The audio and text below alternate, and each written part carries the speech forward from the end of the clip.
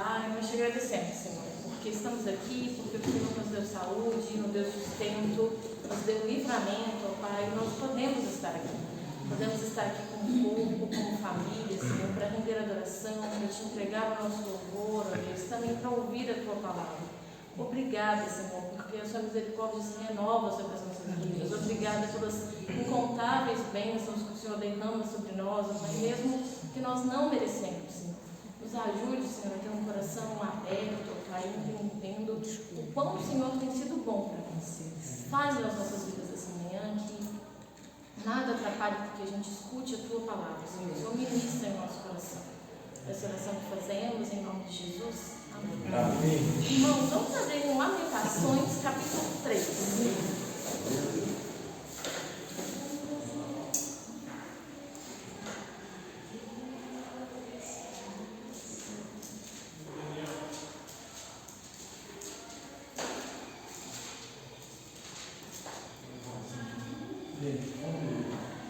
Capítulo 3? Isso, Lamentações, capítulo 3.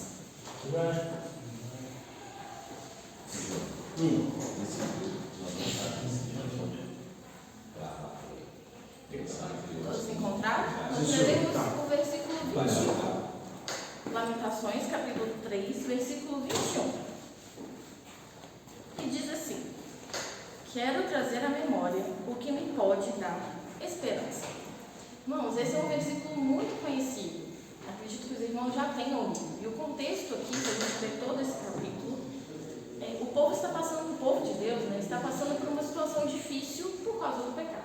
Eles pecaram e por isso eles estão aqui sendo oprimidos e levados e sendo dominados. E esse texto é escrito nesse contexto. Mas eu fiquei pensando nesse versículo e considerando também todo esse contexto, como é importante a gente ter o cuidado de trazer à nossa memória aquilo que nos traz esperança. Se a gente for pensar na história do povo de Deus ali no Antigo Testamento, a gente vai ver como eles se esqueciam daquilo que o Senhor tinha feito com muita facilidade. Então, se eles tinham desejo de comer algo que não tinha ali naquele momento, era motivo para que eles se esquecessem de olhar para os caminhos do Senhor e olhassem em outra direção. Se eles se sentiam oprimidos por algum inimigo, era motivo para que eles se esquecessem do Senhor e olhassem para outra direção. Se não aconteciam no tempo dele, né? A gente lembra de quando Moisés demorou no monte, eles fizeram o bezerro de ouro, eles se esqueciam do Senhor e olhavam para outras direções. O povo não guardava, não mantinha no coração a palavra de Deus e nem aquilo que ele tinha feito por eles. Se esqueciam a todo momento. E por isso, a todo momento estavam pecando. A todo momento estavam fazendo escolhas equivocadas. E aqui nesse texto é mais uma consequência dessas escolhas equivocadas. Mas trazendo isso para a nossa vida, não é difícil também a gente se esquecer daquilo que o Senhor faz. Quando a gente olha demais para as circunstâncias que a gente tem vivido, quando a gente olha demais para os nossos próprios desejos e esquece de colocar isso diante do Senhor, quando a gente olha demais até para os nossos sonhos e esquece de submeter isso do Senhor, e coloca esperanças em outro lugar, e coloca futuro em outro lugar, que não na palavra, não na promessa. Irmãos, isso é muito complicado, porque quando a gente não olha para o Senhor, quando a gente não olha para a direção correta, a gente vamos olhar para outros lugares. E para que caminho nós iremos olhando para esses lugares? Que direção nós tomaremos olhando para esses lugares? Algumas coisas podem acontecer.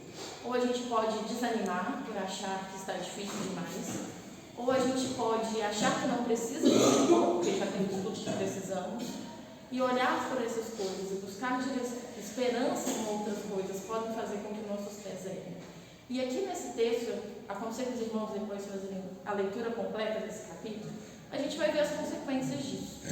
A gente vai ver como era desastroso para o povo de Deus quando eles se esqueciam de guardar o coração no lugar correto, de ter no coração aquilo que de fato traz esperança, aquilo que de fato traz sentido para a vida. E esse erro também é muito perigoso para as nossas vidas. Que o Senhor nos ajude a manter o nosso coração sempre lembrando daquilo que de fato traz esperança, mas a esperança correta, a esperança que nos traz sentido para a vida, a esperança que nos fala do propósito de Deus para nós aqui, independente da circunstância, a esperança que nos faz lembrar que por mais que as coisas estejam confusas no mundo atual, que pareça que está tudo uma bagunça, existe um Deus que está no controle de todas as coisas. existe um propósito, existe um destino para as nossas vidas. Nós não estamos em casa, nós iremos para ela, nós voltaremos para lá. Então que o nosso coração se lembre dessas coisas todos os dias e que nossos pés caminhem de acordo com essa esperança. Que a gente não vacile nas nossas decisões, que a gente não vacile nas coisas das nossas vidas, na direção que damos para a nossa vida. Que o Senhor nos ajude. Vamos orar mais uma vez? Senhor Deus, grandioso Pai, nós te agradecemos, Senhor, porque um dia o Senhor nos achou, mesmo nós não merecendo, Pai. O Senhor nos alcançou, a Tua palavra foi revelada e nos trouxe, Senhor, para a vida. O Senhor nos tirou da morte, ó Pai, nos lavou e nos trouxe para o Teu reino, Senhor. Então nos ajude, Senhor, nos ajude a viver nessa esperança. Firma os nossos pés, ó Pai, nas nossas dificuldades, naqueles momentos onde nos esquecemos disso, ó Pai, nos ajude a lembrar, Senhor, nos ajude a andar olhando para Ti a cada dia da nossa vida, Senhor. Nos dê esta condição, Senhor, essa oração que nós fazemos, Senhor, e que agradecemos em nome de Jesus. Amém.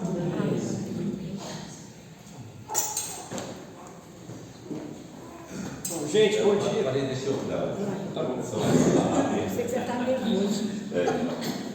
Irmãos, hoje nós vamos ter uma escola dominical diferente, tá? Mas antes eu queria que nós orássemos pelas necessidades, né?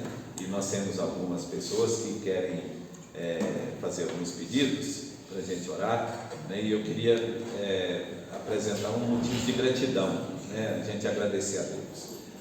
Ontem deu uma ventania muito forte, né? E essa ventania também atingiu o parque ali aquático, né? Que tem ali indo para São José da Lapa, e tinha algumas pessoas lá, né? Inclusive tinha pessoas aqui da igreja lá, e eles tinham acabado de sair quando deu aquela ventania, então foi livramento. Então alguns irmãos pedem para a gente agradecer a Deus o livramento, né? De não ter acontecido nada, né? Com ninguém, né? Nenhum problema com ninguém, né? Vamos agradecer a Deus. Nós vamos continuar orando também pelas pessoas, né? Que nós temos orado, pedindo a graça do Senhor, né? Lembrando da Mariana, o tratamento dela, lembrando também, irmãos, queria que os irmãos orassem pelo irmão de Rosana, do pastor Zezinho, né? Ele foi diagnosticado com câncer e agora já foi descoberto com metástase. Então eles estão colocando a vida dele nas mãos do Senhor, é só mesmo o Senhor, né? Então vai fazer o tratamento, mas a gente confia em Deus, né? Deus é que vai fazer a obra, né? Na vida dele, tá?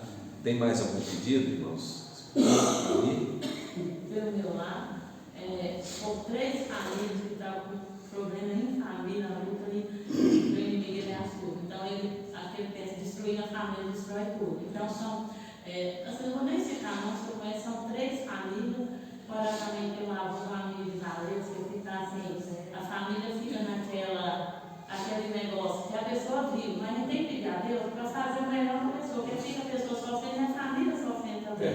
Então ele está com o bolso, tudo, todo lugar que está, você já está tudo ferindo, e assim, ele está sofrendo muito, porque ele está com câncer na próstata. Então assim, já Deus sabe todas as coisas. Então o nome dele eu não sei, não Deus sabe. Deus sabe, vamos orar, né? Tem mais algum pedido, irmãos? Ricardo? Gostaria que, dentro desse pedido, eu pedi pela dona Adelaide, pela saúde dela, está muito bem. Nossa irmã dona Adelaide. Tá. Quero também que os irmãos orem pela Nilza, saúde da Nilza. Olha, ela é muito pertinho, pastor, porque ela até me ligou e ela está tomando um remédio muito forte, que ela tem um problema sério de sinusite. Então ela falou que no inverno não acreditar a viagem, então o remédio está fazendo efeito, mas graças a Deus. Então vamos orar, né? Tá. Então nós vamos orar e depois, irmãos, nós vamos separar, nós vamos todos juntos para a sala dos jovens. Hoje nós vamos ter uma escola dominical sobre o período intertestamentário, ou seja, o período que aconteceu entre o Velho Testamento e o Novo Testamento. Nós tivemos um período aí, pelo menos de 400 anos, né, ou um pouco mais, onde não teve nenhum escrito inspirado, né, ou seja, não tem livro bíblico inspirado desse período, né, onde os judeus continuaram vivendo como povo de Deus, mas não tem a história, né, na história um livro inspirado falando sobre ele. Então Nosso irmão Guilherme vai dar a aula hoje, tá? E nós vamos para a classe lá dos jovens e lá nós iremos aprender hoje lá sobre esse período, tá? Então vamos orar e logo depois da oração nós vamos lá para a classe dos jovens. É a primeira, Guilherme? É a primeira classe, né? Primeira classe na entrada. Na entrada. Tá? Então vamos orar. Pai, nós queremos, Senhor, te agradecer por mais uma oportunidade que nos dá, Senhor, de reunir em Teu nome. Queremos, ó Deus, nessa hora te louvar pelas bênçãos, pelos livramentos, ó Deus, por Tua graça, Senhor, em nossas vidas e também, Senhor, pelo sustento, ó Deus, de cada dia. Queremos pedir agora, Pai, que o Senhor nos abençoe, Senhor, em tudo que nós vamos aprender nessa manhã, abrindo, Senhor, nosso entendimento, nosso coração, para que, ouvindo, Senhor, Tua palavra, nós possamos crescer, ó Deus, no conhecimento do Senhor. Queremos também, Senhor, colocar esses pedidos de oração que foram feitos aqui diante do Teu altar. Sabemos, ó Deus, que o Senhor conhece cada um dos pedidos e cada pessoa, Deus, envolvida, e queremos colocá-los, ó Deus, diante das Tuas mãos, ó Deus, para que, operando o Senhor, ó Deus, a situação muda, Senhor, e também Tua graça, Senhor, console e conforte o coração daqueles que estão sofrendo. Pedimos, ó Deus, a Tua bênção sobre nós, sobre nossa igreja, sobre nossas vidas, ó Pai, sobre nossas famílias, e oramos, ó Deus, agradecidos, em nome de Jesus, o nosso Senhor. Amém. Amém. Então vamos todos lá para a primeira sala. Assim, bom dia oficial, é certo? Eu saí igual maluco ali naquela hora ali, porque eu falei, meu Deus, eu esqueci de ligar aqui. Mas assim, tudo improviso, mas tudo dando certo, na medida do possível. Vamos orar antes de a gente começar aqui essa parte final da escola dominical? As galinhas estão voltando. Bendito Deus, eterno Pai, muito obrigado, Senhor, por essa manhã. Eu te peço, Pai, que o Senhor me use agora, Pai, para ensinar a igreja aqui nesse momento, e que seja essa aula útil, Pai, para a nossa própria compreensão da Bíblia, Pai. Em nome de Jesus, amém. Bom, gente, hoje o que acontece? Na aula dos jovens, a gente está trabalhando a respeito do enredo que ia traçar durante a Bíblia toda. E a gente acabou o Antigo Testamento e vai para o Novo.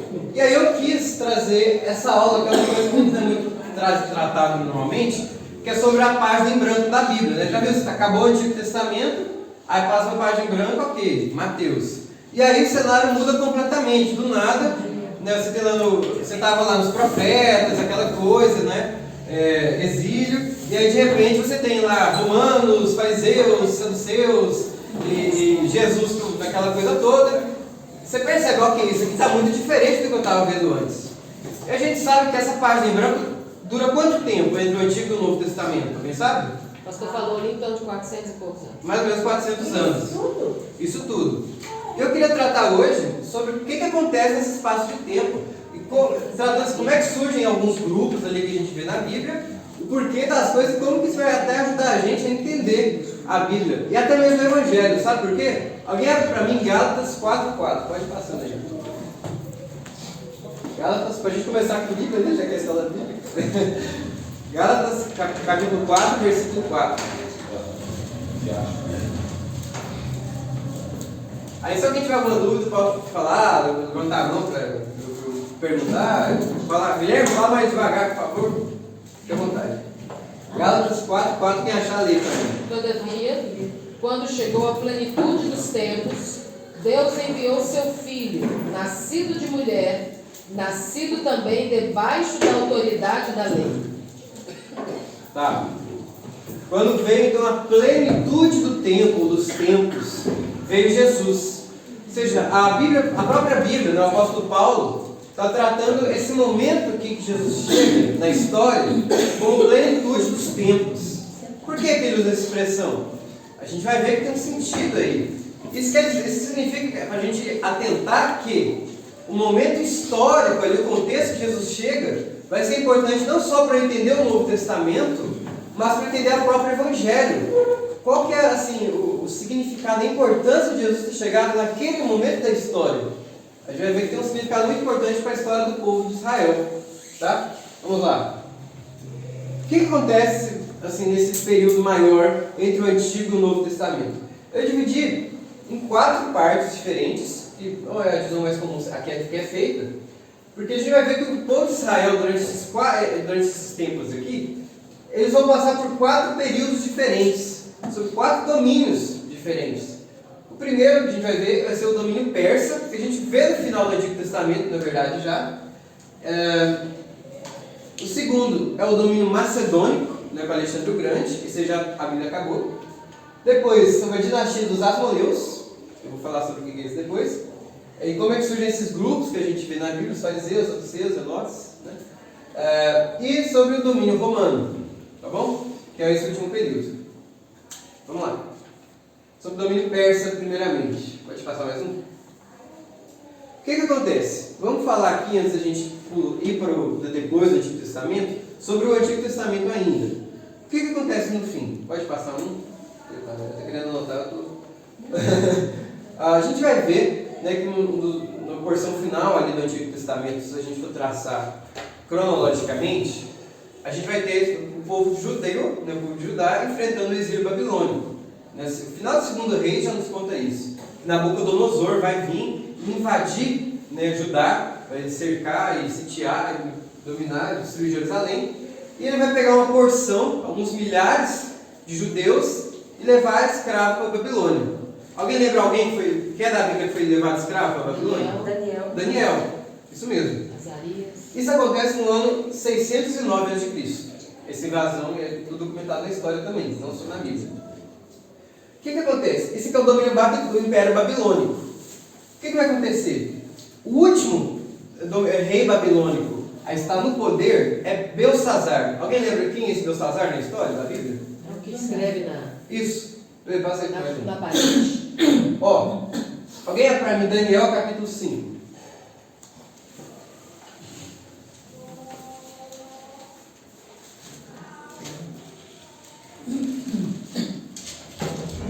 Daniel capítulo 5, a gente pensa aqui, 24 ao 31.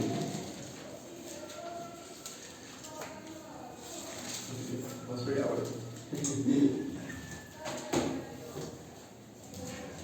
Por isso, ele mesmo enviou aquela mão que viste, a fim de escrever diante de ti a sentença que precisa saber. E as palavras que foram escritas formam a seguinte frase em aramaico: Mene, Mene, Tekel, Uparsim. Não sei se eu falei certo, né? E este é o significado dessas palavras. Mene, Mene, Deus avaliou e contou os seus dias do teu reinado e decretou o seu fim. Tekel, foste pesado na balança e achado em falta. Uparsim, teu reino já foi dividido e entregue aos medos e persas. Ok. A gente olha que interessante. A gente vai ver que Daniel, ainda novo, judeu, né, ali, morando em Jerusalém, ele é um dos levados escravos para a Babilônia. Isso aqui, Daniel vai estar presenciando, vai estar profetizando ali para o Belsazar, né, que era um príncipe babilônico, né, que estava lá. O que acontece? Por causa da iniquidade de Belsazar, ele anuncia que Deus pesou a mão sobre o Império Babilônico. E então ele envia quem? O Império Medo, que ele fala aí. O Império Medo, que império foi esse? É chamado de Império Medo-Persa. Ou seja, que é o Império Persa, né, foi muito famoso, grande império da época. E realmente, na história, a gente vai ver que no ano 539 a.C., o Império Persa ele vai conquistar a Babilônia, né, em guerras e tal, ele foi invadir a Babilônia. A gente vai ver que quem governa a Babilônia nesse momento vai ser o rei Dario, o Medo. Alguém lembra da história dos povos leões e tal? É com Dario. Agora, o que é interessante? O Dario ele não vai ser um imperador, ele é tipo um governante. Esse aqui, eu já vi um monte de Dario na Bíblia. Ele é um governante que fica na Babilônia, né, governando lá. Tanto que quando ele faz aquele decreto, eles falam: você não pode revogar para não jogar Daniel na contra os leões, porque você está quebrando a lei. Então tem uma lei acima do Dario? É porque ele era um governante. Quem que era o grande imperador da Pérsia naquele momento? Chama Ciro, o Grande. Agora, antes de chegar no Ciro, o que é interessante pensar? Lá em Jeremias, o que acontece antes do exílio babilônico, ele vai profetizar que esse exílio, esse cativeiro, duraria 70 anos. Olha como é que é interessante. O ano que invade 609, o ano que recebe essa profecia contra Belsazar é 539. exatamente 70 anos. Legal, né? A profecia de Deus se cumpre exatamente. Pode passar um. Guilherme, aí passou, nesse período aí, passou cinco reinantes. Exatamente. Tem muita gente, né? Não é Nabucodonosor para Belsazar, não. E Nabucodonosor, nessa época aí, Nabucodonosor era só um general. Quem era o rei era Nabopolassar, o pai dele. Sim. Então, A Bíblia não cita esse nome. cita. Então, Nabopolassar era pai de Nabucodonosor. Nabucodonosor era um general. Aí depois que o pai morreu, é que ele se tornou rei. Ótimo. Então, é verdade, gente. Um detalhe aqui só para não confundir. Não é que Belsazar era filho de Nabucodonosor, não, tá? É só. Então aqui a gente está vendo que 70 anos passando, tem toda uma dinastia ali sendo seguida. Eu só peguei ali o primeiro que a Bíblia aponta e o último, tá? Belsazar. Bom? Pode ir. Ah, tá, conta ali uma coisa.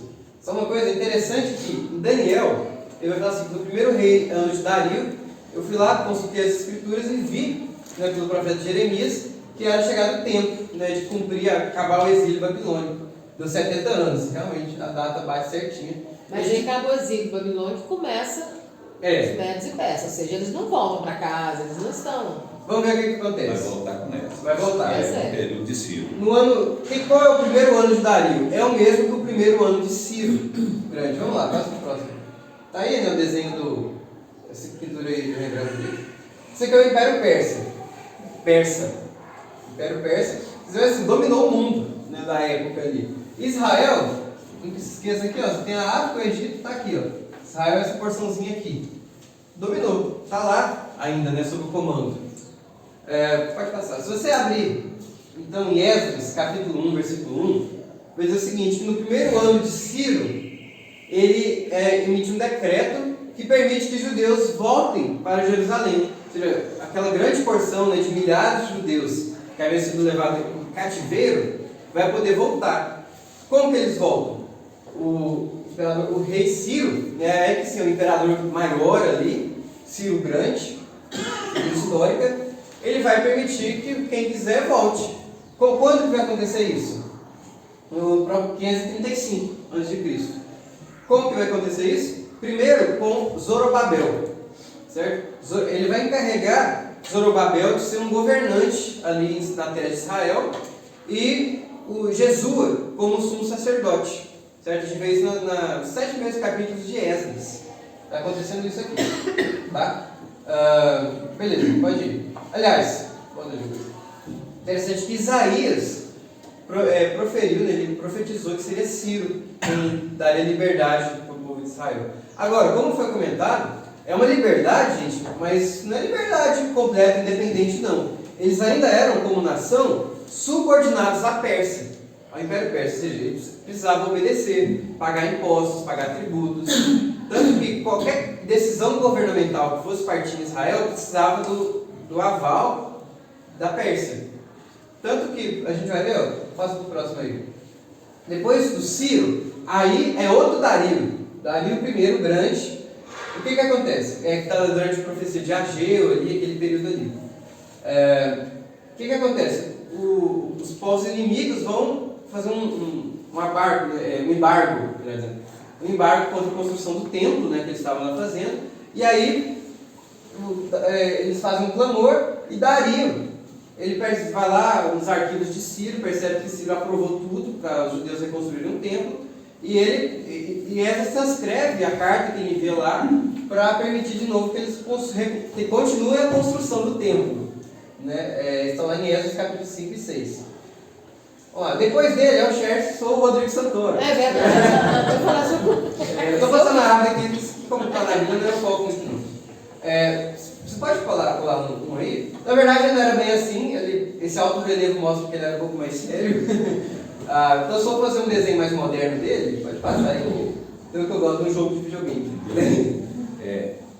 Só curiosidade, né? No retorno para a reconstrução de Jerusalém, teve duas levas de judeus que foram. Eu ia falar isso, não foi tudo de uma vez. Vou mostrar. Depois foi a última, mas quando ele voltou, com Neemias, né, Esdras e Zorobabel, os judeus que quiseram voltar, voltaram. Os que não quiseram, permaneceram lá, porque muitos deles já tinham negócios na Babilônia. Tá? Construíram casas, estavam morando lá, tinha comércio, então aí alguns não voltaram, mas os que não voltaram financiaram financeiramente a reconstrução. Essa reconstrução é quando diz que a glória da segunda casa vai ser maior do que no a profecia de Ageu. Já no período de Ageu. Isso mesmo. Bom, então... Sob o comando de Neemias. Não, a reconstrução do templo Já é sob o comando de Zorobabel. Zorobabel. Antes de Os Esdras. muros é sobre Neemias. Os muros é sobre Neemias. Eu vou chegar lá ainda. Você vai ver, quando a gente pega, acho que é tudo de uma vez. Mas essa Neemias é um espaço grande de tempo que está correndo ali. Bom, então tem lá o Ciro, depois Dario e Xerxes. Famoso Xerxes da 300 de Esparta, né? As guerras médicas. E ele vai perder as guerras médicas. É interessante que o próprio historiador Plutarco, ele vai contar que quando ele perde, ele larga a mão assim desse negócio de guerra, de estratégia, e vai curtir a vida do seu harém. Inclusive, quem que fazia parte do harém desse rei? Esther. Bate com a história isso também. Em 439 a.C. ele vai se casar com a rainha Esther. Por isso que é interessante, olha, os judeus estavam não só de Israel, mas estavam todos espalhados ali no território. Eles estavam no domínio. Se eles que se o rei de Pérsia quisesse, podia mandar matar todo mundo. Né? Era o que Amã queria. Lembra disso? Esther acaba pedindo. Entenderam o contexto da história? Então esses que eles mataram eram os que estavam lá, que não tinham voltado, no caso. Que queriam ser mortos. Queria ser morto, quem queria Geral, Os matar. que estavam em Jerusalém, na Babilônia no período. Bom, Período de Esther. continuando aí, só para a gente traçar essa linha cronológica aí. Depois tem Artaxerxes I. Quem que é? Aí sim, esse aqui vai ser aquele que é o rei lá durante o período de Esdras de Neemias. Mas não era Assuero. Gente, Assuero é um título. Né? Porque senão a gente entra um problema muito grande. Tem tantos Assueros na Bíblia. É um título. Né? A gente historicamente conhece como Artaxerxes I. Inclusive a própria Bíblia usa esse nome também. O que acontece? Então, 458, ele vai mandar uma segunda deportação, aí é Esdras capítulo 7, perceberam? Tem um espaço grande de tempo aí entre esses textos. Que aí sim ele vai mandar Esdras como o líder ali, que era o sacerdote, né, Esdras, para vir com esse povo, esses milhares aí que ficaram ali um tempinho e agora quiseram voltar para Jerusalém. E, alguns poucos anos depois, ele vai enviar uma terceira leva, que é com Neemias no comando, como governador mais jurídico ali. Inclusive esse rei, né, que fala que Neemias era copeiro na corte do rei, e aí fala, Neemias, por que você está assim? Conheci. É isso daí, aí está Xerxes I. E ele vai financiar essa reparação de Jerusalém também. Ele vai dar esse apoio, tá? A gente vê isso em Neemias. Ou seja, o que eu queria traçar aqui? A gente vai ver que esse período do domínio persa, ele na verdade é de paz relativa. A gente vê que eles estão simpatizantes de religiões alheias, não só a religião judaica, mas de várias religiões que tem ali, porque não queria guerra com ninguém. A gente vai ver que eles são bons por causa da guerra. E apesar de ser paz relativa, era assim, uma situação complicada, né? Poxa, eu não sou livre de verdade, eu não sou independente, eu estou sob o domínio de outro governo. Vamos lá, próximo. A Bíblia vai acabar com esse aqui, o último a ser mencionado, que é Dario II. Ele vai ser mencionado, eu esqueci de colocar o texto ali, mas ele é mencionado no finalzinho de Neemias, tá? Esse é o último rei persa. Agora acabou a Bíblia. Queria ter mais aqui. Acabou o Velho Testamento. Acabou o velho. Perdão, senhor. Isso aqui é tudo mentira. Acabei de cometer merecido. Acabou o Velho Testamento. Acabou historicamente ali com Neemias e Malaquias ali próximo, né? Bom, eu acho interessante. A Pérsia corresponderia hoje à região da Índia. não. O Império Persa corresponderia parte da região da Parte, Índia. mas ele seria mais o Iraque. O Iraque. O Irã. Babilônia é Iraque. Babilônia e Iraque. Então vai ser mais o Irã hoje. Tanto que os chás, né, que eram os governantes persas, a gente chama de rei, mas eram chás. Sempre foi no Irã até hoje, né? Tem essa tradição. Bom, a vida sobre o Império Persa. Como eu já falei, eu acho que vai aí. O que vai ser interessante? Esse conceito da diáspora. O que é a diáspora? Após a exílio babilônico, e durante todo esse período, como o pastor comentou, muitos vão continuar aqui na verdade, aqui na região da Babilônia, vão continuar por aqui. Poxa, Daniel estava na corte trabalhando ali. Os caras eram vida, né, os judeus ali, com várias conversas. E não só ali, mas eles vão ser espalhados por todos os lugares do mundo. Esse aqui é um mapa das comunidades judaicas até o século I, né, como é que elas foram aumentando. E a gente percebe que, olha, você tem judeu em tudo quanto é canto. Mas qual é o seu problema disso? Antes, no Antigo Testamento, eles estavam tudo aqui bonitinho. Agora está tudo ali. Qual vai ser o problema? Passa um aí. Se eu tenho então tudo tão espalhado, como é que eu vou cumprir aquilo que é o propósito de Deus para a nação judaica? Que é ser diferente, ser nação santa. Pode falar. Porque o exílio da tribo do norte de Israel e da tribo de Judá foi diferente, né? Sim, Em tempos diferentes. Em tempos diferentes. E aí está espalhado, não tem mais quem é o quem aí. Ou tem alguma referência? A tribo do norte foi para algum lugar? A tribo do norte, o que acontece? A Síria vai pegar muita gente, o Império Assírio, não Pérsia, e bem antes, né, da Babilônia, e vai espalhar e assim, nunca vai juntar essas outras 10 tribos de novo. Acabou. Com as tribos do sul, que é o quê? Judá e Benjamim, né, vai ser mais organizadinho, tanto que essas tribos, né, vão se manter. E a tribo de Levi também, né? Que não era físico, mas você tinha as famílias ali. Elas ainda vão ser organizadas até aquele momento, né? As outras 10 não.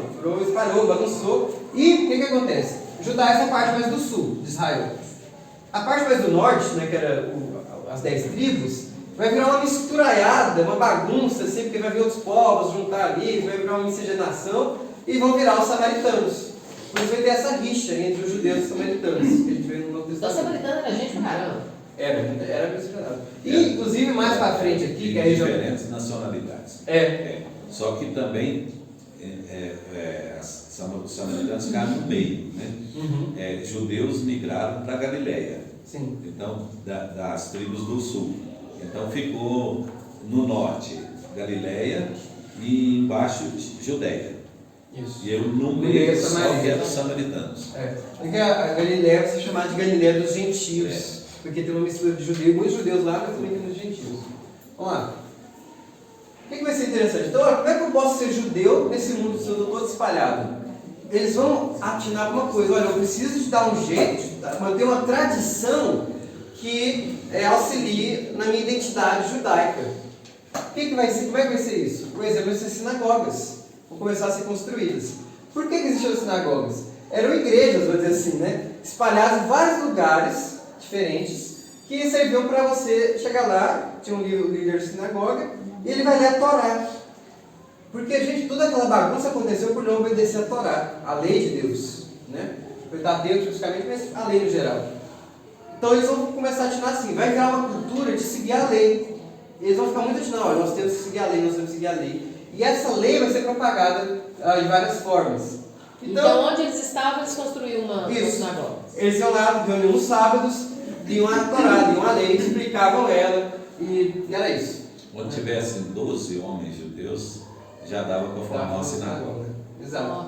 Agora, isso quer dizer que eles abandonaram o templo? Não. Eles iam para o templo, de onde quer que eles estivessem, 3 vezes por ano, nas festas da Páscoa, festa tabernáculos do Pentecostes. Principalmente essas, melhor dizendo, não só essas, mas que eram mais comuns, eram essas.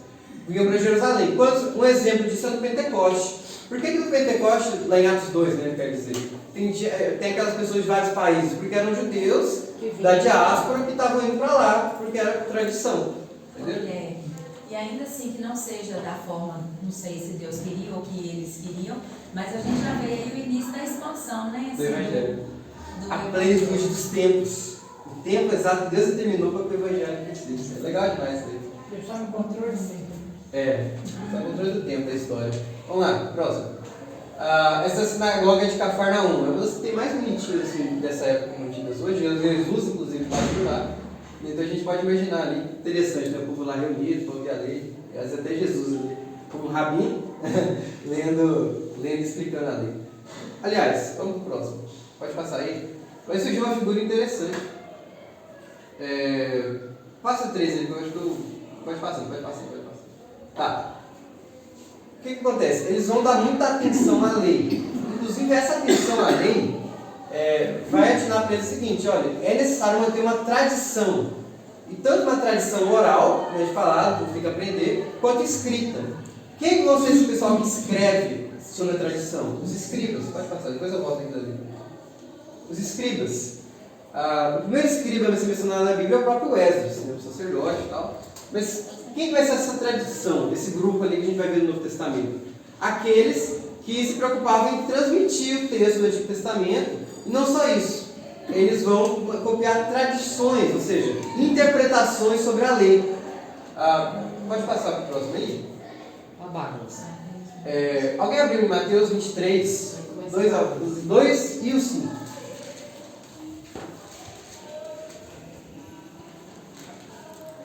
Pode ler? Pode. Na cadeira de Moisés se assentaram os escribas e os fariseus. Sim. Praticam, porém, todas as suas obras com o fim de serem vistos dos homens, pois alargam os seus filactérios e alongam as suas franjas. Tá. Ou seja, a gente vai ver que existem várias críticas de Jesus a esse grupo, por quê? Eles vão começar a assumir uma postura de regimento de regras, de leis. Pode passar para o próximo? Tipos de escritos que foram transmitidos nesse grupo são o Talmud e a Mishnah, que tem até hoje, tá? Na tradição judaica. Eles vão começar a criar as leis. Porque se o povo pecou por causa de falta de cumprimento da lei, como é que resolve esse problema? Eu vou adicionar leis em volta da lei principal. Para proteger a lei. Para proteger a lei para não correr o risco de descumprir. Então, por exemplo, não gosta de trabalhar no sábado, desde os judeus. O que eles vão escrever? Bom, você não pode cuspir no chão no sábado, porque senão você vai estar arando a terra e está trabalhando. E Jesus ele vai ser um grande crítico dessas tradições dos homens, que ele vai chamar a tradição dos anciãos. Pode passar para o próximo aí? Não vou ler o texto aqui, mas está em Marcos 7, ele discutindo com os escribas, falando sobre essa tradição. Eles falam, você tem que lavar o alimento, e tal, essa coisa aí. Bom, vamos passar aqui para o domínio macedônio. Pode passar para o próximo? O que vai acontecer? Está lá sobre o domínio persa. Logo depois do Dario I, vai vir esse tal de Alexandre o Grande. Nem pouco famoso, né? Alexandre o Grande, ele vai ser um grande conquistador. Pode passar o próximo aí. O desenho famoso dele aí. E a gente vai ver que ele vai ser o grande conquistador, o grande nome do Império Macedônio. Por que tem esse nome? É Macedônio? Dá para ver ali? Lá no cantinho ali, acima da Grécia, esse reino, né, de qual provenia da origem dele, não é que começou a expansão com ele, Filipe II e tal, antes de Alexandre, mas o grande nome, o grande conquistador vai ser Alexandre o Grande. Gente, olha o tamanho desse império que Alexandre conquista. E olha Israel aqui no meio. Quando Alexandre, pode passar, quando Alexandre vence o Império Persa, inclusive o fim das guerras é travado com o casamento dele com Roxana, daquela música lá, Roxane, mesmo nome dele. Ele passa a ser então, o detentor das terras do Império Persa e dos domínios e posses do Império Persa. Se Alexandre, então, domina o Império Persa, ele vai ser dono de Israel também. O que vai acontecer nesse período? Pode passar para o próximo aí. Esse cara não era doido? Não, esse Não, Alexandre foi um estrategista. Inclusive, é interessante a gente pensar que Aristóteles foi a mente por trás de Alexandre o Grande. Foi o mentor. Mas isso é um fato curioso, não tem nada a ver com nada. Gente, olha que interessante. Aristóteles vai promover em Alexandre o Grande um grande apreço pela cultura grega, pela história da Grécia, pelo que a gente chama de helenismo, né? A cultura grega ali. E Alexandre vai querer trazer uma dominação não simplesmente física. Ele não era um cara violento não com os povos que ele conquistava lá, mas vai acontecer uma dominação cultural contra Israel. Ele vai impor, não forçado, mas vai começar a trazer a cultura grega para Israel. Agora, gente, pensa nos judeus do Antigo Testamento, aquele povo ali marrento e tal, santidade, não envolver com os outros povos, e aí você vê uma enxurrada de cultura pagã. A bagunça que vai acontecer? Vai lá. Esse período de helenismo, o que vai acontecer de diferença? O sinagoga é interessante demais. Os escritos dela estão em grego. Qual que é a relevância disso? Gente, eles vão parar de escrever em hebraico, vão começar a escrever em grego. Por isso que o Novo Testamento é em grego. E, gente, uma língua é o ponto assim, elementar de uma cultura. Não é? Eles vão começar a viver, a comer, se vestir como gregos. Isso vai dar um problema, tá? Segue aí. Por quê? O que vai acontecer? Eles vão entrar numa crise. O que é ser judeu? Como é que eu posso ser judeu se o mundo não é mais judeu? Como é que faz agora? Segue aí. Depois de Alexandre o Grande, Alexandre ele morre muito cedo, prematuramente, envenenado talvez, e ele não deixa filhos. Vai acontecer uma bagunça no território dele, que vai ser uma divisão entre os generais de Alexandre o Grande. 2 deles vão ser relevantes para nós aqui: Ptolomeu e Seleuco. Vão acontecer 2 impérios diferentes ali naquele território: a dinastia Ptolemaica e a dinastia Seleucida. Vamos lá, passa aí. Então, esse aqui é o Império Seleucida e aqui o Império Ptolemaico, né, do Egito e tal ali. Israel vai estar bem aqui no meiozinho, então uma hora vem para cá, outra quer vir para cá, eles vão estar no meio do conflito da guerra, certo? Entre esses 2 generais ali, essas 2 dinastias, né, as famílias desses generais. Então a gente vai ter, sob o comando de Israel, 2 grupos ali, essas 2 dinastias. Do ano 311 até o 198 é a dinastia de Ptolomeu, né? E vai ser, na verdade, um período bom para os judeus. Vai ser de paz, ele deixa eles quietos no canto deles, e eles vão se desenvolver muito. A gente vai virar mais aquele Israel que a gente conhece hoje, cidades grandes e tudo mais, né? E depois, os Seleucidas vão conquistar o território dos Ptolomeus. Aí vai entrar o problema. No ano 198 a.C. Qual vai ser o problema? Vai começar a haver uma crise muito grande, tanto por fatores internos quanto externos. Quais são os seus fatores externos? Um tal de Império Romano, que está chegando e começando a fazer guerra com os gregos. E eles vão querer pegar um pedaço deles ali, eles não querem deixar, então fica lá a guerrinha e tal. E as crises internas? Essa que eu acho muito interessante para a gente tratar aqui. Vai ter esse sujeito aqui, Antíoco IV Epifânio. Epifânio, a ideia de epifania, de um Deus ali manifestado. Ele se entendia. Ele se achava um Deus. E ele vai falar assim: olha, esse negócio de ser mansinho, de ser bonzinho não está certo. Eu preciso impor e ser respeitado nesse povo aqui que é rebelde, que é os judeus. O que ele vai fazer? Ele vai impor à força o helenismo. Ele vai obrigar os judeus a seguirem completamente as tradições gregas, a se vestir como gregos, a pensar como gregos, falar como gregos. E os judeus vão ficar loucos com isso. Vai começar a ter rebelião. O que ele faz? Ele vai invadir o templo de Jerusalém, saquear tudo, pegar os tesouros e levar para si. Você não quer obedecer, fica assim então. E vai começar a proibir o judaísmo. Ele vai proibir circuncisão, obrigar a trabalhar no sábado, impor adoração a outros deuses. Então assim, louco. Agora, você acha que isso é exagerado? Viu nada, passa para o próximo. Vai acontecer no dia 25. Foi ele que sacrificou uma porca. Isso, vou colocar agora. Uma porca no templo. Ó, dia 25 de dezembro de 167, acontece um evento, assim, marco na história do judaísmo, que é a grande profanação, o abominável da desolação. Porque eles entendiam como, aquela figura que a gente vê como anticristo lá em Daniel, que profana o templo, como esse cara aqui. O que ele faz? Ele vai colocar no Santo dos Santos, do templo de Esdras, uma estátua de Zeus.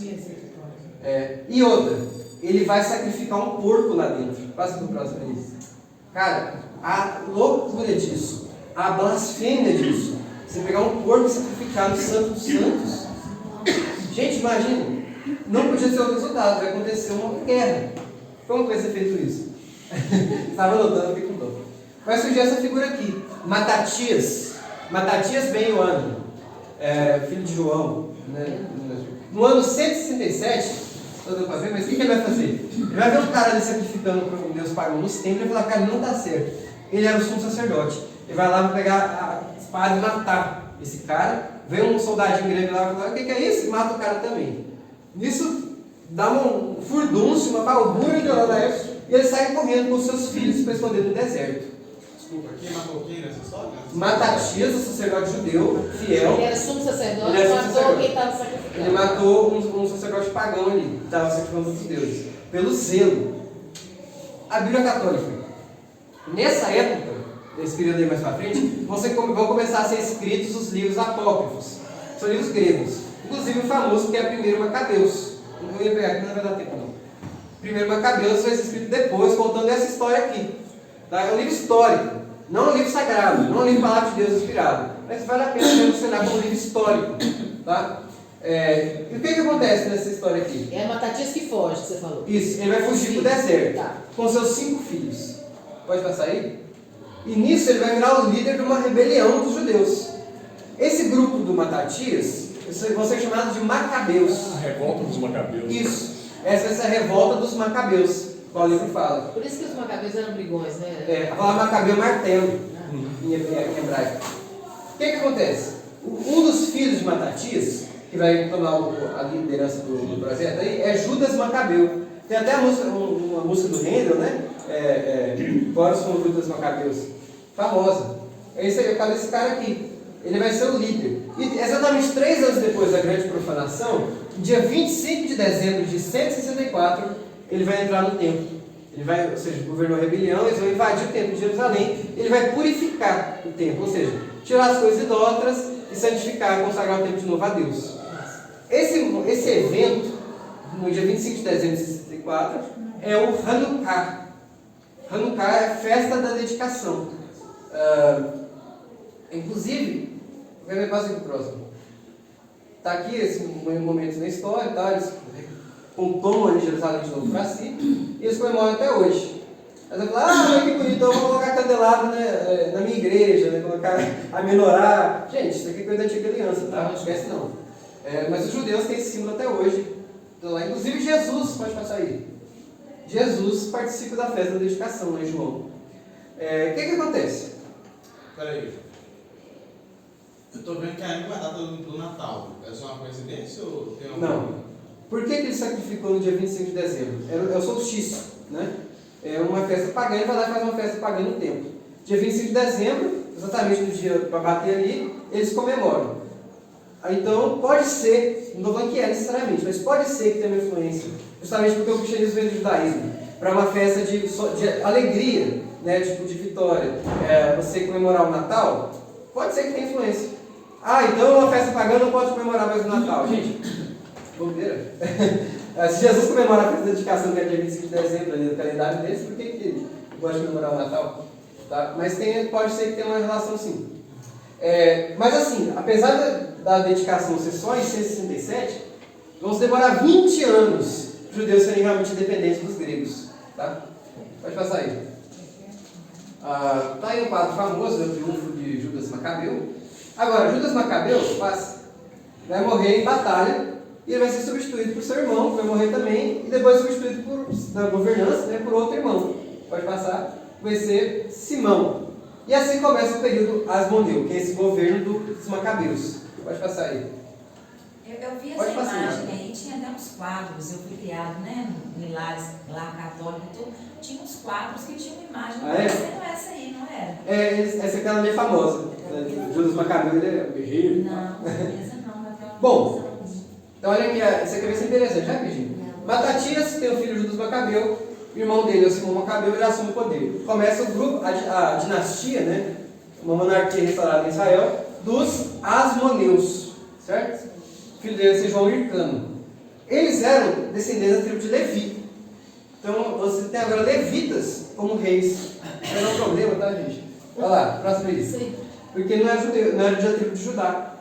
Mas o que vai acontecer? Olha, Aristóbulo I vai morrer, Alexandre de Janeiro, o irmão dele, que se casa com a esposa do outro, ele morre também, e quem vai governar vai ser Salomé, uma rainha judia, tem uma curiosidade aí, inclusive foi uma boa rainha. Tá? Pode passar aí. O que vai acontecer? Os filhos deles vão brigar. Porque o poder é meu, mas eu sou o mais velho, não sei o que, eu sou melhor, eu sou sacerdote, mas eu sou rei. Vão começar a brigar os irmãos. E o Império Romano, que estava dando uma concessão para os deuses, vai falar: gente, vocês estão dando trabalho, vamos acabar com a briga. Passa aí. O cônsul do Império, não é o Império Romano ainda, era a República Romana. Ele vai falar: gente, vocês estão brigando demais, vamos parar, vamos sossegar, porque estou. Pega aí, Palestina é minha agora.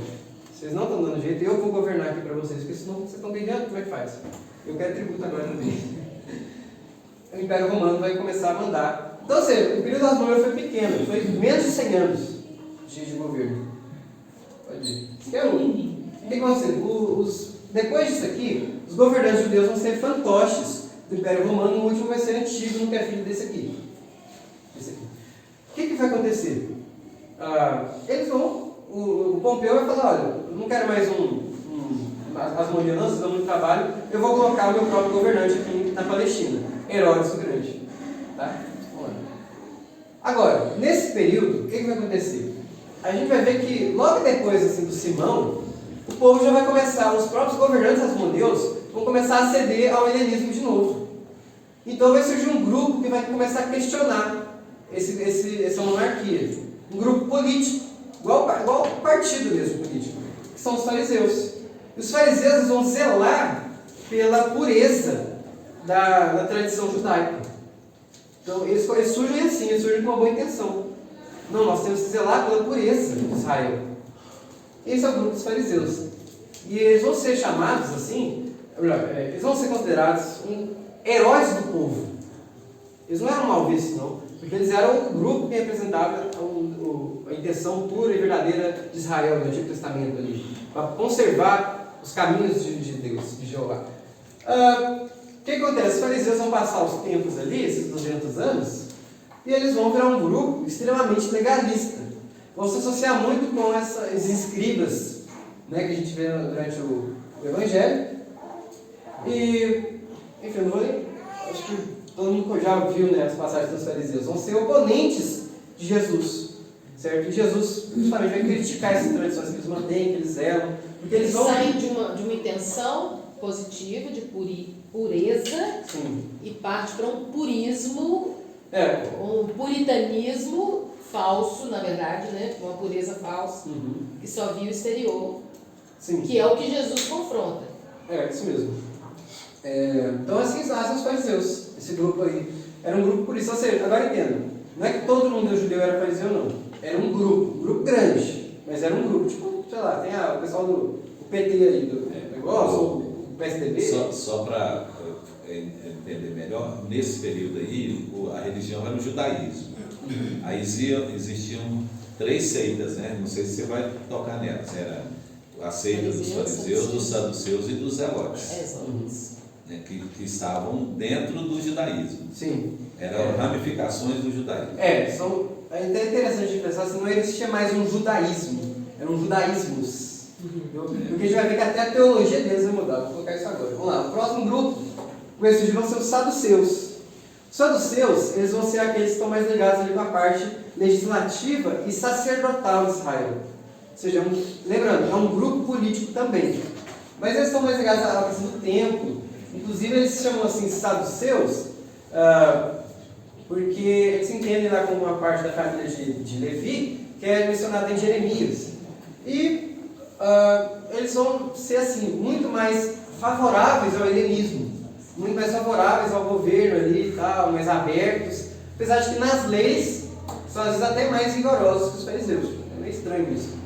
Eles têm uma discussão, porque, por exemplo, a gente vê na Mishnah, eles comentando assim, os fariseus falam para os saduceus, vocês pecam porque vocês não cumprem tal coisa. Os saduceus, mas vocês pecam porque vocês não cumprem tal coisa. Loucura, né? Vira uma discussão de tradições aí. Enfim, e os saduceus, qual vai ser a diferença? Eles vão ser muito literalistas, posso dizer assim. Então, por exemplo, Atos vai dizer, eles não creem na ressurreição, eles não creem em anjos, por isso que eles vivem tentando pegar Jesus. Aí Jesus, se alguém aí casou 7 vezes e vai ressuscitar, vai ter 7 esposas no céu? Gente, por que eles fazem esse tipo de pergunta? Para tentar pegar Jesus, porque para eles era algo ridículo a ressurreição. Então Jesus dá uma resposta pequenadora assim, porque ele não se deixa ser pego, né, por essas pegadinhas deles aí. Enfim, só dos seus fariseus vão viver brigando e tal, um não concorda com o outro, exceto na hora de matar Jesus. Vamos lá, você vai aplicar. Um outro grupo que a Bíblia não menciona, mas que assim, tem muito fato que comprova a existência desse pessoal aí, são os essênios. Já ouviu falar dos manuscritos do Mar Morto, lá, aquela coisa? Eles viviam nessa região ali, meio tipo isolados, eles eram ascetas, viviam ali como monges ali. Por quê? Porque, olha, se o templo, né, o ofício sacerdotal, estava comandado pelos saduceus, eles são corruptos, eles são no sentido de adeptos a ideologias pagãs, então Israel está tudo condenado. O templo está errado, o governo está errado. O que eu faço? Vou fugir, vou esperar pelo Messias. eles vão escrever muitos textos messiânicos. É muito interessante a gente ver como é que a mentalidade ali parece com a do Novo Testamento já. Esperando o Messias. Por quê? Aliás, eu vou passar para o próximo, depois eu não sei aqui. Os Zelotes, outro grupo aqui, esse mencionado na Bíblia. Os Zelotes eram um grupo mais radical. Eles eram completamente opostos aos impérios pagãos e especialmente ao Império Romano.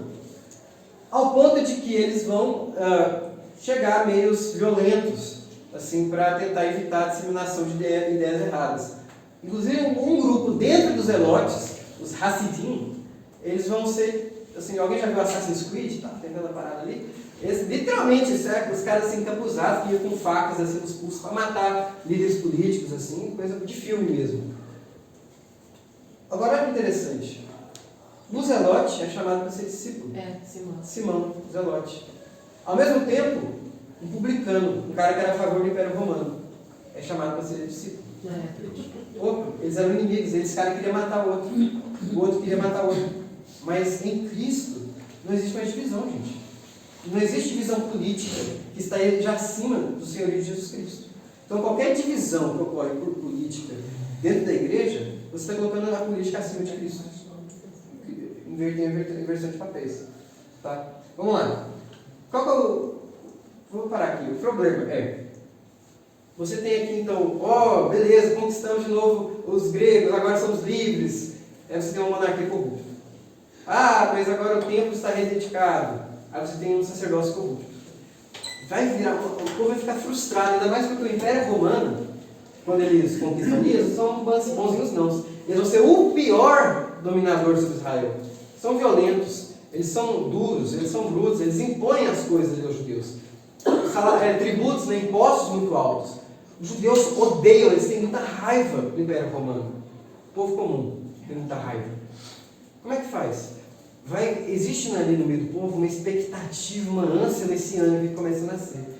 Cara, precisa vir um Messias. Mas como é que faz? Porque todos que vieram antes, e tinha um monte de gente falando que era Messias na época, até comenta isso, tudo falso. Eu quero um Messias que venha para destruir todo mundo, e que venha para matar todo mundo, para dar liberdade, porque liberdade só pode ser conquistada mesmo pela força. Aí vem o Messias, e ele vai ser crucificado no Império Romano, como um dirigente. Que tipo de Messias é esse?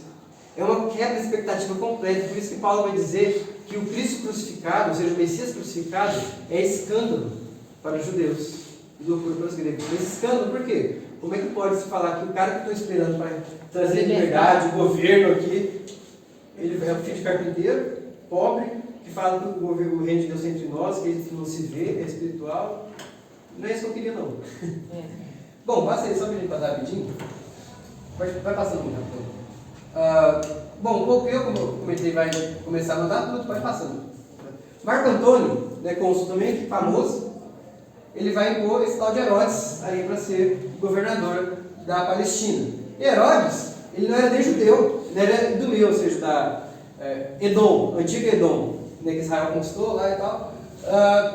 Gente, louco de tudo, doido de pedra.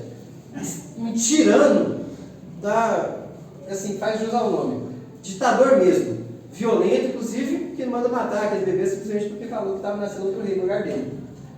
Pode passar. Tá? Ele vai reinar muito tempo, curiosamente. O próprio imperador Júlio César, que vai começar a reinar nesse período aí, né, o Império Romano mesmo, ele vai falar que, olha, eu preferia ser pego pelo maior inimigo dele do que por Herodes. Inclusive, Herodes mata a própria mãe e tal, assim, mata muita gente próxima ali, simplesmente por loucura. E consegue feitos grandiosos militares. E Herodes também era título, né? Porque tem Herodes Antigo, Herodes Filipe, os irmãos, né? Artaxerxes também era, né? Herodes Depois, Grande. Artaxerxes também era, porque vem Xerxes depois. Então, não é título isso. É um nome César título, também, é um né? nome que vai servir de título. Porque aí depois vai ter os filhos dele, que a gente vai ver durante a vida, né? Por exemplo, o Antipas vai ser o que mata o João Batista, porque casou com Herodias, na verdade era a esposa do irmão dele, tal. Herodes Agripa vai ser aquele que Paulo fala com ele. que vai morrer comido de bicho. Lá em Iniciados, que Paulo fala é o Agripa II, né? Que manda ele lá para Roma, preso lá. Entendeu? Só para pegar aqui a ideia. Volta ali um pouquinho. E também, interessante. O Herodes era rei, mas existia um procônsul que estava acima do rei, que era o rei era local, Sim. na Palestina. Aí tinha um procônsul que era numa região maior, que no caso era Pilatos. Só para frente. O que vai acontecer? Que era Pilatos, né? Mais ou menos. Olha, vai para frente. Para frente, para frente. E tinha o imperador romano. Para frente. O imperador romano era acima de tudo, era tudo fantoche. Mas olha, quando Herodes ele mandava em tudo, realmente ele era o mandão. Os filhos deles vão pegar essa terras aqui. Filipe vai ficar ali, tanto que Filipe estando mais lá em cima, o que acontece? Nazaré vai estar, assim, não é ali, mas naquela época ele estava naquele domínio ali. Ele vai mandar fazer um censo e tal, para o pessoal que está ali e tal, falando, nossa, lá para Belém para fazer um censo, justo quando uma mulher está grávida, né? Bom, Filipe, Antipas vai ficar com essa parte, Arquelau vai ficar com a parte da Jerusalém, da Judéia. Qual que é o problema? Arquelau é muito ruim, o povo não gostou, causou revolta, ele tentou ser igual o pai dele louco e não deu certo. Então o próprio imperador vai tirar o Arquelau aqui, os outros vão continuar, mas aí vai colocar o procônsul em Jerusalém. No caso, Pilatos vai estar aqui nesse tipo de governo. Eles vai trocando e tal, uma bagunça. Volta, por favor. Agora, o que é interessante de Herodes? Pode voltar. Tá? Herodes, passa à frente. Herodes, ele vai tentar assim, eu vou tentar agradar o povo, eu sou meio ruim assim, não bato muito bem, vou tentar fazer algumas coisas. Herodes vai assim, trazer uma transformação política para Israel enorme. Um exemplo vai ser o templo, que ele começa a reconstruir. Ele reforma, esse vai ser o templo de Herodes. Esse é um desenho, tá, gente? Mas assim, é o mesmo templo de Esdras, né, aquele que Jesus está lá, mas ele vai ampliar aqueles pátios, né, tanto que os discípulos vão chegar e falar, olha, mestre, que pedras, Jesus vai dizer, não vai sobrar pedras que pedra. Mais a 24. Esse é o templo que é destruído, então. Esse é o templo que é destruído. Inclusive, Jesus profetiza a destruição desse templo. Tá? Vai lá. Levou 70 anos para construir. Isso. 10 dias. Demorou tantos anos para construir, Jesus fala, 3 dias nem constrói. O templo de São Paulo. Eu sou o verdadeiro templo. Bom, outra coisa que é interessante de construção de Herodes é essa cidade aqui, que agora está destruída. Isso é uma foto atual. Cesareia. Bom, a gente talvez não pegue. O que tem de interessante aqui? Cara, Herodes, em homenagem a César, né, Cesareia, vai fazer uma cidade assim, lugar top do mundo aqui. Então, existem ainda os restos ali de um porto gigantesco que é feito ali, que é o acesso do mar Mediterrâneo para a Europa, e assim, umas construções gigantes, aqui, estádios e tal, aquelas coisas de corrida de vigas, né, que Herodes vai fazer. Então, Cesareia era assim, era o Rio de Janeiro ali no momento e tal. Até hoje é uma cidade grande, né, só que ficou lá para trás. Assim que é a antiga Cesareia, que a gente vê lá Paulo, vai lá, né? Beleza. Pode passar? Não, vamos voltar. O que vai ser interessante? Acabou assim, né? Esses domínios romanos, domínios diferentes, né? Mas sobre o domínio romano. Cara, por que Paulo fala plenitude dos tempos?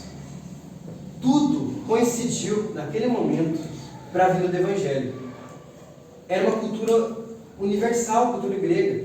Os evangelhos escritos em gregos serviam para todo mundo entender. Olha só como é que Deus providenciou pessoas para ir lá, influenciar a cultura, vai ter problema por causa disso, mas isso vai ser o meio pelo qual vai ser alcançado todas as nações. As estradas, parece bobo, mas o Império Romano constrói estradas durante todo o Império. Isso favorece a percorrer o Evangelho, carta aqui, carta ali e tal, distribui, copia tudo e manda para a gente ter uma Bíblia. Gente, tudo isso coopera, e ainda mais nesse momento de expectativa messiânica, né? Mas bom, eu acho que isso assim, eu passei obviamente muita coisa, né? Correndo assim, tchau. Mas acho que é uma luz interessante para a gente entender a história que chega até o Novo Testamento. Certo? Alguma dúvida? Tem como disponibilizar esse material? Eu sempre falo que eu mando esqueço, vou mandar hoje. Está gravado. Da igreja? Está mandado. Tá gravado. Não, eu falo do grupo da igreja, que se a gente for fazer leitura, a gente acompanha com... Eu vou mandar também uma tabelinha que tem uma ordem cronológica certinho, bonitinho. Outra curiosidade também nesse período aí, do Império Romano, é que foi o único período em que teve 2 sumos sacerdotes, Anás e Caifás. É verdade. Foi no período de João Batista, né? Nunca teve na história bíblica 2 sumos sacerdotes. Então estava dividido o governo espiritual de Israel, porque tinha 2 sumos sacerdotes. né, no mesmo período. Um a favor dos romanos e outro a favor dos judeus. Né? Foi nesse período que João Batista apareceu. Por isso João Batista não apareceu no templo. É um profeta que não veio do templo. É um profeta que veio no deserto. Né?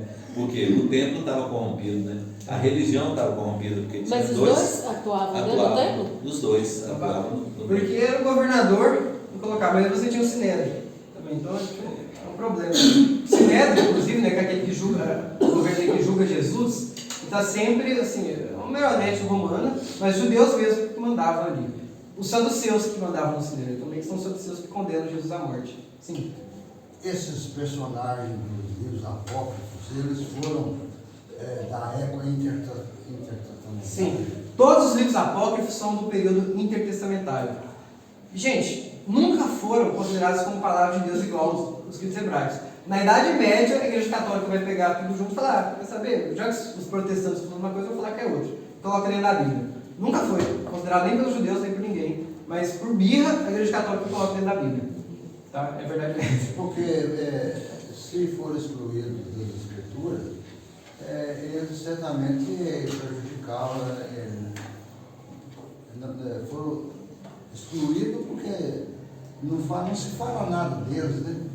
Olha, eles nunca fizeram parte da Escritura, não é nem que foram excluídos, nunca foram Escritura sagrada, porque não são de profetas, são literatura judaica, entendeu? Que foi transmitida para hoje. Então, por exemplo, tem até ficções, né? Tipo, a história de Judite, né? De Tobias e tal, são ficções que foram transmitidas. Inclusive, a gente vê que até o pessoal do Novo Testamento, os apóstolos, leem algumas coisas dessas aí, só não consideram como palavra de Deus. Essa história aqui é muito moderna, a ideia de que os apócrifos são palavras de Deus. Tá? Outra pergunta? Eu ia ler aqui uma parte de uma cabeça, mas não deu tempo. Tá bom, vamos orar então?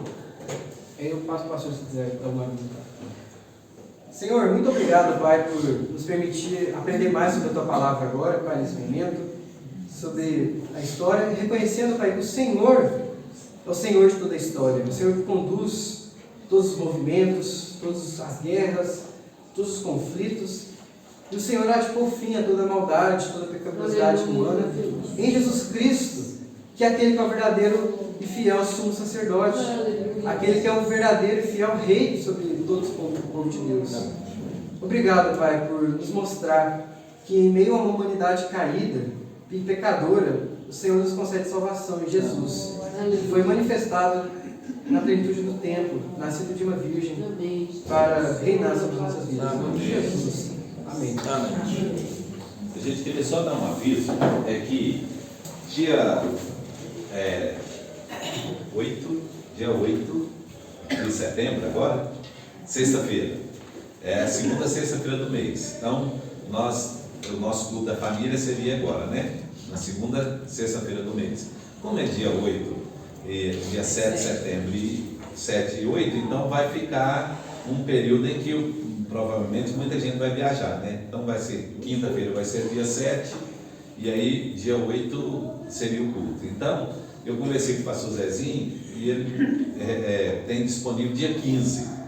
Então, ao invés de fazermos o culto da família no dia 8, nós vamos fazer no dia 15. Mas na sexta-feira seguinte. Sexta-feira seguinte, tá? Terceira sexta, para poder ter mais assistência, né? E aí também quero chamar o povo para vir, né? Para o culto, para participar do culto. É uma bênção, né? É muito bom, e também é uma oportunidade de a gente trazer a família, né? Para adorar o Senhor, né? Junto nesse culto que nós chamamos culto da família, né? Tá? Obrigado, Guilherme, pela aula, né? Eu que agradeço, gente. Deus abençoe a todos. Vamos receber a bênção, então vamos ficar em pé. A gente vai receber a bênção em sério. E agora, irmãos, que a graça do Senhor Jesus, o amor de Deus, nosso Pai, a comunhão do Espírito Santo de Deus esteja sobre todos nós, hoje e para todo sempre. Amém. Amém.